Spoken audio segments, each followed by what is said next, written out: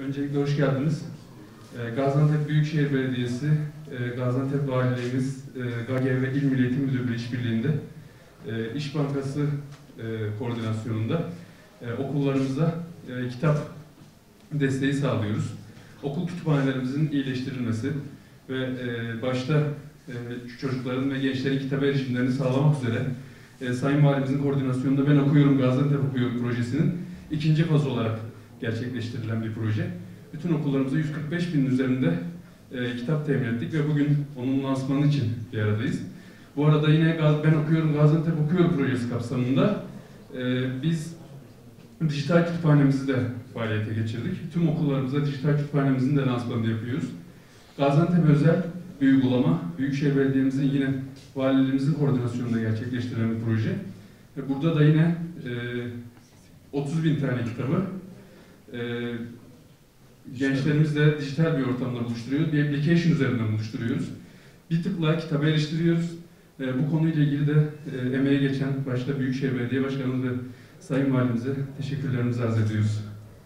Türkiye'de özellikle son 20 yılda kitap okuma istatistiklerinin %68-%70 oranında arttığı bir vaka.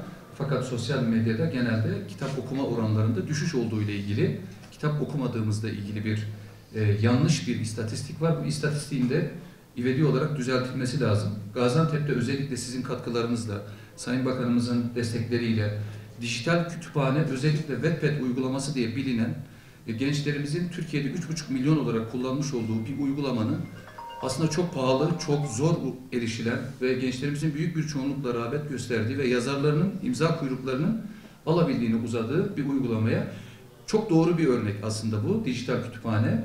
Çünkü bu kütüphanede yaklaşık 30 binin üzerindeki birçoğu kaliteli yayınlardan oluşan kitaplar var ve çocuklarımızın bu kitaplarla buluşuyor olması muhteşem bir şey ve Gaziantep'te özellikle son 3 yılda sizin çabalarınızda Gaziantep okuyor, Ben Okuyorum, Gaziantep okuyor. Sayın Bakanımızın özellikle kitap destekleri, hani kitaba ulaşma noktasında çocuklarımız bir tıkla Gaziantep okuyor uygulamasını indirerek çok rahat kitap okumaya ulaşıyorlar. Bu Wattpad uygulaması alışkanlık haline geldiği için gençlerimizde de çok kolay oluyor. Açıkçası bu proje Türkiye'de model olması gereken bir proje Sayın Bakanım, Sayın Valim. Bu açıdan da değerlendirilmesi ve takdir edilmesi gereken bir proje olarak düşünüyorum ben. 3 yıl öncesinden başlayan çok büyük bir proje, Ben Okuyorum, Gaziantep Okuyor projesi. Sayın Valimizin başlatmış olduğu, şehrin bütün yöneticilerinin destek verdiği çok özel bir proje. Bu projede en önemli, bu projenin en önemli ayağı öğretmenlerimizin çocuklarımızı, velilerimizi ziyaret ederek onlarla beraber kitap okuması, tanışması, hemhal olmasıydı. Bu proje devam ederken salgın başladı. Salgın döneminde de biz çocuklara kitap erişimini sağladık. O zaman da yine Sayın Valimiz, Sayın Bakanımız yaklaşık 2 milyona yakın diğer ilçe belediyelerimizle beraber kitap temin ederek bizler öğretmenlerimiz aracılığıyla çocuklarımıza ilettik ve evlerinde nitelikli zaman geçirmelerine vesile oldu bu. Okulların 6 Eylül'den bu yana açık olduğu dönemde Sayın Bakanımızın bütün okullarımızda kütüphane veya kitaplık, mutlaka bir kitaplık veya müsait olan alanlara kitaplık kurulmasıyla ilgili talimatı olmuştu. Yine ilimizde saygıdeğer valimizin öncülüğünde, destekleriyle, Sayın Bakanımızın yine destekleriyle biz bütün okullarımızda kütüphanelerimizi kurduk, kitaplıklarımızı yerleştirdik. Bugün yaptığımız program çok özel bir program. Bu kütüphanelerimizin zenginleştirilmesiyle ilgili Sayın Valimizin, yine Sayın Bakanımızın 140 bini İş Bankası'ndan olmak üzere toplamda 240 bin adet kitap dağıtımı. Bu kitaplarımız her okul seviyesinde, her okul türü seviyesinde, ilkokul, ortaokul ve lise seviyelerinde oldu. 900 bin olan kitap sayımız son 10 gün içerisinde 1445 sayıya ulaştı. Bu da %55'lik bir artış demek. Mevcut kapasitemizi artırmış olduk. Ben desteklerimden dolayı saygıdeğer valime, saygıdeğer bakanıma ve çalışma arkadaşlarına çok çok teşekkür ediyorum. Hayırlı uğurlu olsun inşallah. Özel bir çalışma için bir aradayız. Öncelikle bize bu ortamı sağlayan Ankara'ya, Sayın Cumhurbaşkanımıza, ilgili bakanlarımıza, vekillerimize çok teşekkür ediyoruz. Sahada da Sayın Valim'in koordinasyonunda Milli Eğitim Bakanlığımızla ve Milli Eğitim Müdürlüğümüzle çok ciddi bir şekilde ortak proje üretiyoruz. Milli Eğitim Müdürlüğümüz eğitim şehri Gaziantep, spor şehri Gaziantep, bilim şehri Gaziantep, kültür şehri Gaziantep, sanat şehri Gaziantep hedefine giderken 600 bin yalnızca öğrencisi olan, 4 üniversitesi olan, 100 bine yakın üniversite öğrencisi olan biz gelecekte beşeri sermayesi çok güçlü olan bir şehiriz. Bize düşen şey de bu çocuklarımızı geleceğe hazırlamak. O yüzden yine Sayın Valimin geldiği yandan itibaren ben okuyorum, Gaziantep okuyor diye başlattığı çok özel bir proje var.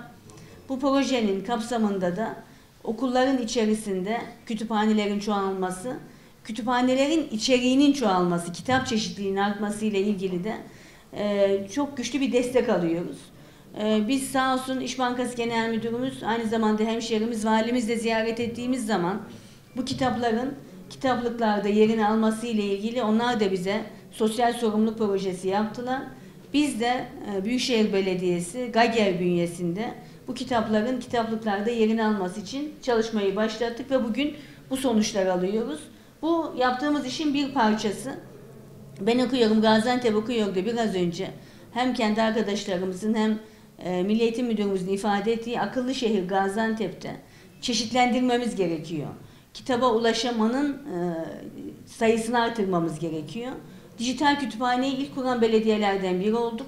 Bugün Diyanet Vakfı'nın da, bugün temel klasik eserlerinde, bugün TÜBİTAK kitaplarının da, bugün İş Bankası kitaplarının da çok rahat bulunduğu, çeşitliliğin arttığı dijital kütüphanemizi de yaklaşık 1 yıldan beri bir uygulamayla çocuklarımızın, hocalarımızın indirmesini sağlıyoruz. Kültür Daire Başkanlığımız, Gençlikten Sorumlu Başkanlığımız bu işlerle çok yoğun bir şekilde çalışıyor. İstediğimiz ve muradımız şudur ki, kitap okumak istiyorum ama kitaba ulaşamıyorum.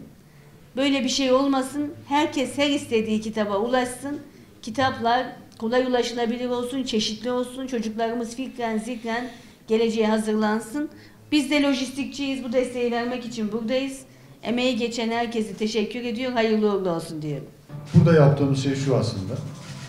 İş Bankası'nın bütün kitaplarını biliyorsunuz çok güçlü bir yayın grubu var.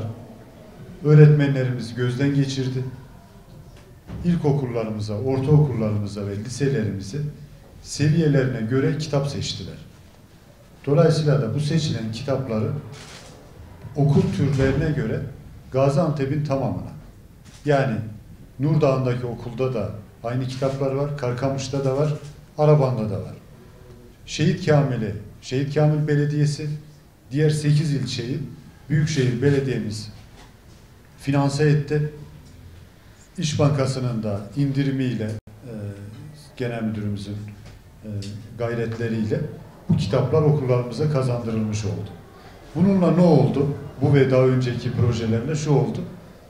Türkiye genelinde öğrenci başına düşen kitap sayısının 4 katına çıktık. Yani Türkiye ortalamasında 3 ise, 5 ise, 10 ise biz onun 4 katı kişi başı okul kütüphanelerimizde kitabımız var. Yeter mi? Hiç şüphesiz yetmez. Daha fazla yapacağız. Ama önemli bir gelişme, çok önemli bir gelişme. Bunu başta Fatma Bakanımız olmak üzere bütün ekibine teşekkür ediyorum. Okul Aile Birliklerine teşekkür ediyorum.